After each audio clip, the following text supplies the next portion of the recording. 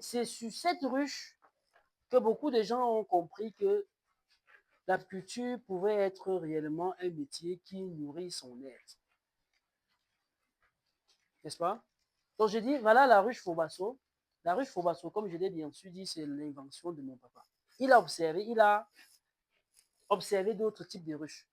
Il a fait l'Italie, où il est parti étudier l'apiculture et comprendre le comportement des abeilles. Et c'est à son retour qu'il essaye de faire une simulation et mettre cette ruche sur pied. Au départ, c'était très difficile pour les gens qui venaient de voir une nouvelle ruche, encore puis en bambou. Selon nos mentalités, le bambou, le matériel local, c'est un matériel qu'on doit abandonner. Mais si j'ai admiré jusqu'à aujourd'hui un truc sur mon papa et qui m'a transmis ça, c'est la persévérance.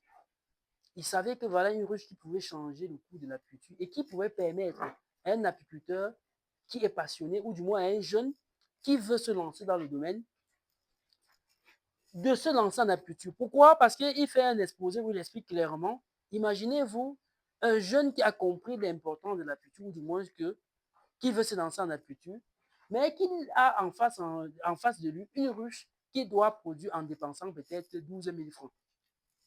Combien de jeunes peuvent le faire? Si oui, ils vont se retrouver à faire quelques ruches. C'est où ils pensent à un modèle de ruche, non seulement qui optimise le coût de production, mais qui valorise bien évidemment un matériel disponible dans une grande partie des régions de notre pays. Mais il tient compte aussi du comportement des abeilles, de leur réalité. Voilà pourquoi je vous ai expliqué que cette ruche, quand les abeilles s'y trouvent, elles sont tellement à l'aise parce que la ruche confère un milieu écologique acceptable pour les abeilles. Donc, je vais d'abord, vous donner des dimensions. Et ça, ce sont ces dimensions il a improvisé ces dimensions en tenant compte des tailles des colonies. Et je vous ai dit, cette dimension des ruches, il a pris en compte du fait que si j'ai une petite colonie, une grande colonie, elle va pouvoir gérer les problèmes de température. Parce que les gens iront vous dire que au lieu de la taille de 50, allez mettre à 1 mètre parce que vous voulez produire beaucoup de miel. C'est un problème.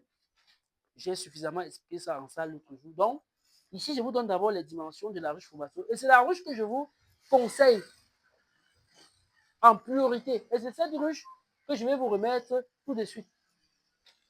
D'accord? Donc, la ruche commence par un cadre, tel que vous voyez. Vous voyez, le cadre a la forme d'un rectangle.